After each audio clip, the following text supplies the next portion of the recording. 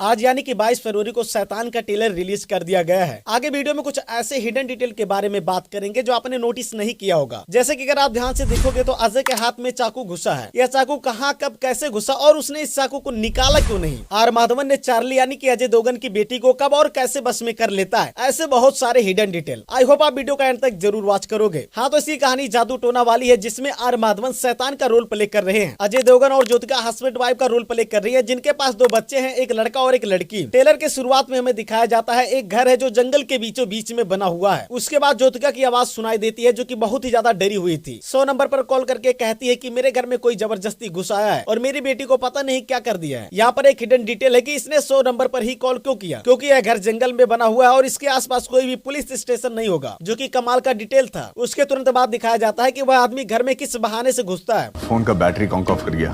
10-15 minute का सवाल है, चार्ज होते ही मैं चला जाऊंगा। तब हमें पता चलता है कि यह आदमी आर माधवन है। अगर आप इसके शूज को ध्यान से देखोगे तो उसके शूज में कुछ धूल लगे हुए हैं। यह धूल सिग्निफाई करता है कि आर माधवन जंगल से आया है। उसके तुरंत बाद यहाँ चार्ली दिखती है जो कि आकर आर माधवन के पास बैठ जाती है। इन 15 मिनट के अंदर ही चार्ली को आर माधवन ने अपने बस में कर लिया था, क्योंकि उसके तुरंत बाद हमें दिखाया जाता है कि अजय देवगन आर माधवन को घर से जबरदस्ती बाहर निकालता है। आर माधवन तुरंत चार्ली को कहता है कि चार्ली अपने पापा को रोको। चार्ली आर माधवन को रोकने के लिए अपने पापा को धक्का दे देती है। मतलब उसने इन 15 मिनट के अंदर ही चार्ली को अपने बस में कर लिया था, क्योंकि अगर आप ध्यान से देखोगे तो आर माधवन चाय पी रहा था। मतलब जब चार्ली आर माधवन को चाय देने के लिए आई थी तभी उसने चार्ली को अपने बस में कर लिया था। उसके बाद आगे हम देखते हैं कि आर माधवन चार्ली को चाय पत्ती खाने के लिए बोलता हुए खाने लगती है। खुद को थप्पड़ मारने के लिए कहता है और खुद को थप्पड़ मारने भी लगती है। तब जाकर अजय देवगन और ज्योतिका को पता चलता है कि उसने हमारी बेटी को बस में कर लिया है।